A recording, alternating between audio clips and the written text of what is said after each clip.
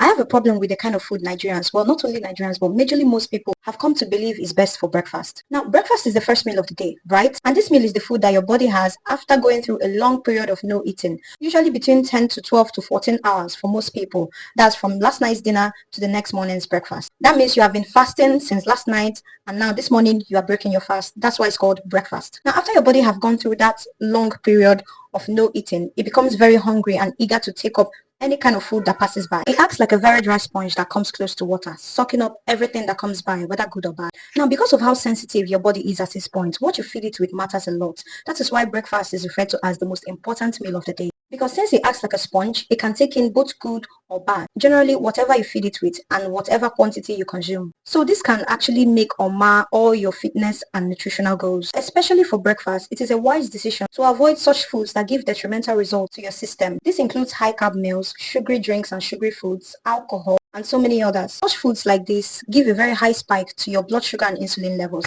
and this is even higher when you have them for breakfast, because since your body is eager to take up nutrients, it sucks up everything that you take in. Unfortunately, it's this type of food and diet that we have become accustomed to taking in the morning. Talk about sugary pancakes, breads, Nigerian milk and Milo, that's tea. I hate that thing.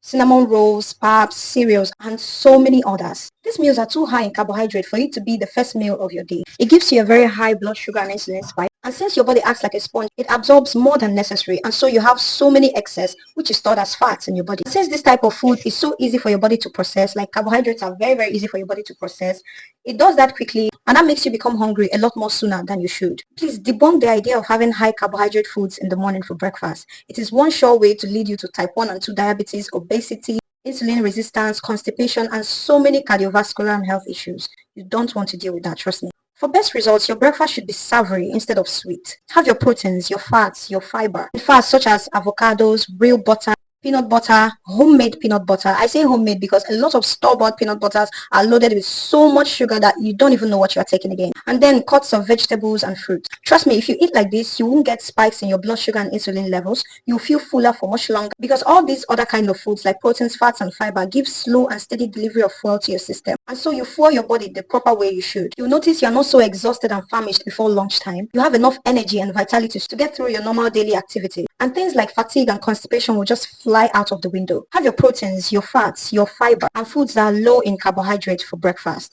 I wouldn't cut out carbohydrates entirely from your breakfast because it is your body's #1 fastest delivery of fuel. But I'll choose healthier unprocessed or slightly processed options such as Irish potatoes, whole grain breads, oats, quinoas, brown rice, unripe plantain, and so many other low-carb carbohydrates. Then I'll have this in little quantity and load up my meals with much more proteins, much more fat. You become amazed at how your body and skin will be given. So evergreen and dashing. Yeah, you can have your pancakes and sweet tooth, but save them for later in the day, maybe as desserts after lunch. Because by that time, later in the day, your body system must have stabilized enough to actually sort out what is good and what is bad. As a nutritionist and chef, I share so many amazing healthy breakfast ideas to reach your nutritional goals faster, easier, and more sustainably.